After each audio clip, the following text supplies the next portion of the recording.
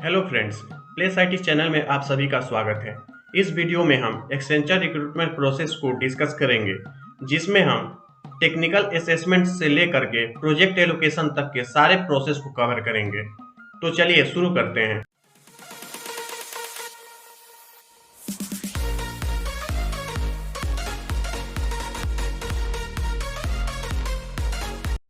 अगर हम इंडेक्स की बात करें तो इस वीडियो में हम टोटल 5 पॉइंट पे बात करेंगे, जिसमें फर्स्ट पॉइंट है ऑनलाइन टेस्ट एंड इंटरव्यू, जिसमें हम technical assessment, communication round and interview के प्रोसेस को देखेंगे।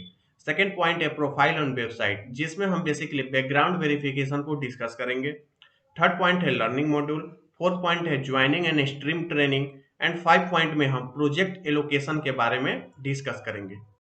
एक्सेंचर रिक्रूटमेंट प्रोसेस में सबसे पहले आपको ऑनलाइन टेस्ट और इंटरव्यू से होकर गुजरना पड़ता है, जिसमें बेसिकली टोटल 3 राउंड होते हैं, जिसमें फर्स्ट होता है टेक्निकल असेसमेंट, सेकंड होता है कम्युनिकेशन राउंड एंड थर्ड होता है इंटरव्यू।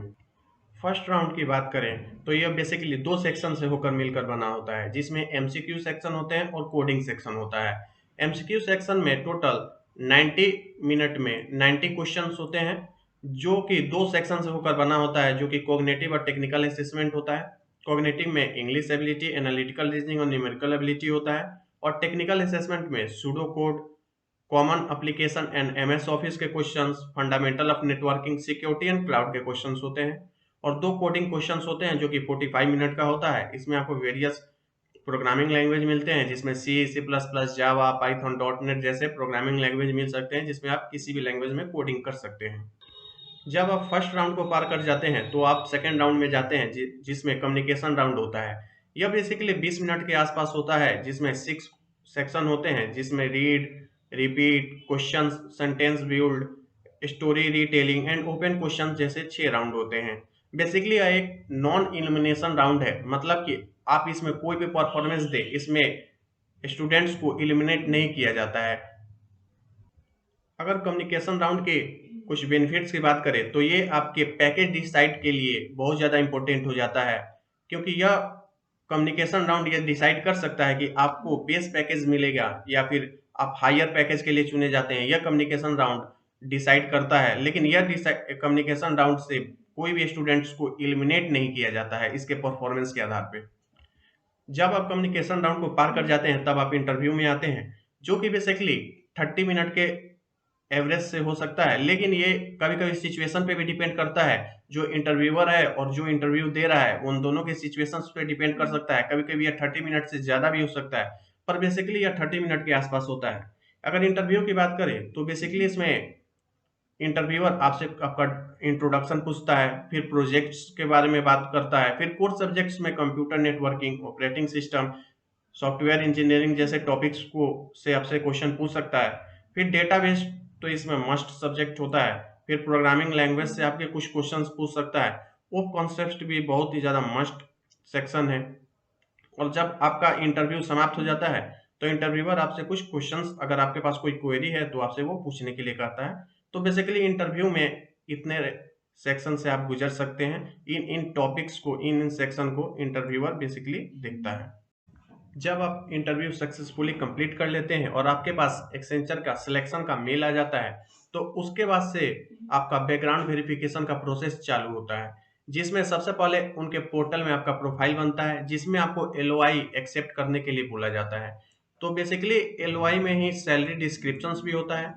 तो ये रहा बेस पैकेज का सैलरी डिस्क्रिप्शन, और ये हायर पैकेज का सैलरी डिस्क्रिप्शन है, जिसको आप वीडियो पॉज करके भी देख सकते हैं।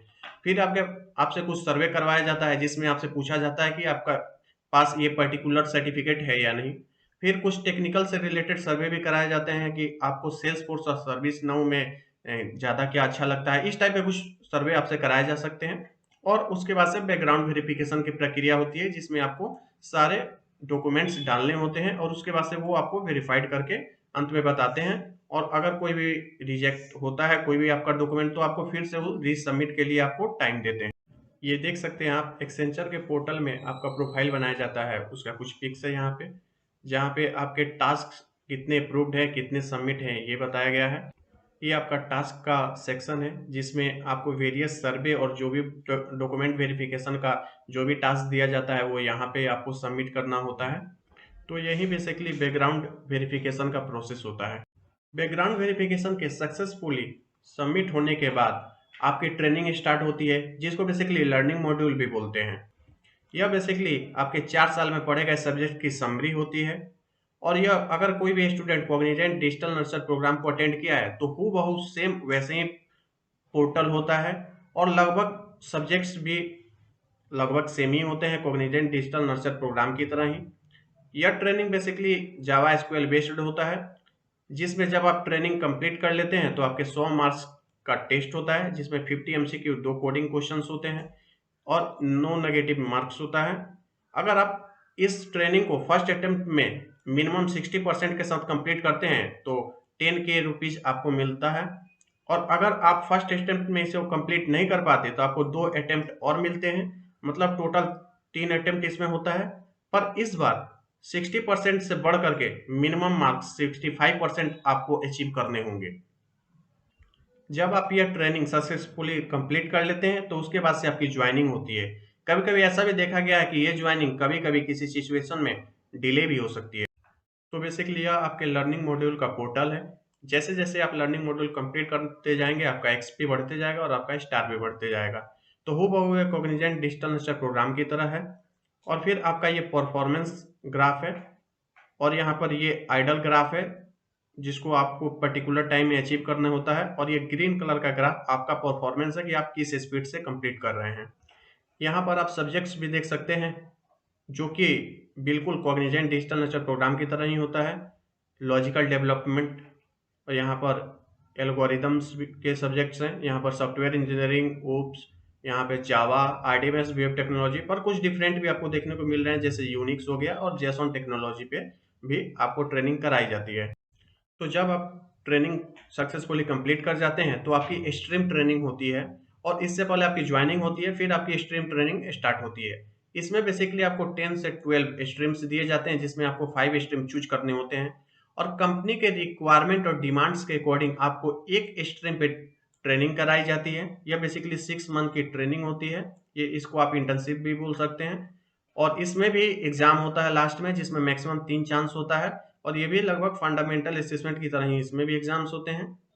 और जब आप इस एग्जाम्स को सक्सेसफुली कंप्लीट कर लेते हैं तो आप पूरी तरह से एक्सेंचर फैमिली मेंबर का पार्ट बन जाते हैं और फिर आपको ज्वाइनिंग बोनस के रूप में 25K आपको मिलता है। तो ये रहा बेसिकली स्ट्रीम ट्रेनिंग का समरी। जब आप स्ट्रीम ट्रेनिंग सक्सेसफुली कंप्लीट कर जाते हैं तो आपको फिर प्रोजेक्ट एलोकेशन की प्रक्रिया होती है, जिसमें आपको ट्रेनिंग किए हुए टेक्नोलॉजी पे ही स्ट्रीम ट्रेनिंग किए हुए टेक्नोलॉजी पर आपको किसी स्पेसिफिक लोकेशन पर प्रोजेक्ट अलॉट कर दिए जाते हैं। कभी कभी बिजनेस डिमांड के अकॉर्डिंग ऐसा भी देखा गया है कि आपको स्ट्रीम ट्रेनिंग आपकी किसी और टेक्नोलॉजी पे हो गई हो और आपको प्रोजेक्ट किसी और टेक्नोलॉजी पे अलॉट किया गया हो। तो ये सब डिपेंड करता है बिजनेस डिमांड पे, लेकिन कभी कभी ही ऐसा होता है। कभी कभी आपकी स्ट्रीम ट्रेनिंग के बीच में ही आपको प्रोजेक्ट अलॉट कर दिया जाता है। तो बेसिकली प्रोजेक्ट एलोकेशन में कभी कभी डिले भी हो जाता है। यह बेसिकली डिपेंड करता है बिजनेस नीड्स पे।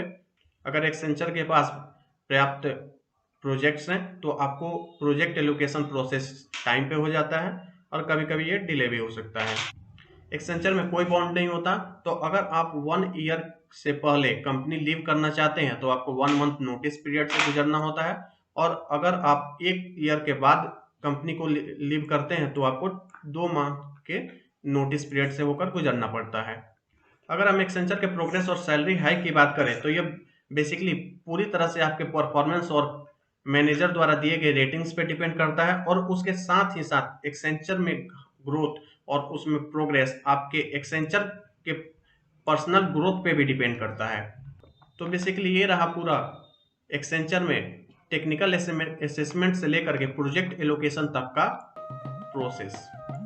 तो अगर आपको यह वीडियो पसंद आई तो आप इसे लाइक, शेयर और सब्सक्राइब कीजिए और आपके पास कोई क्वेरी हो तो आप कमेंट भी कर सकते हैं। और वीडियो के डिस्क्रिप्शन में कुछ टेलीग्राम ग्रुप के लिंक दिए हुए हैं, जिसमें टोटल हमारी कम्युनिटी से लगभग 7K के करीब मेंबर्स जुड़े हुए हैं। तो आप भी इस टेलीग्राम कम्युनिटी का पार्ट्स बन सकते हैं। धन्यवाद।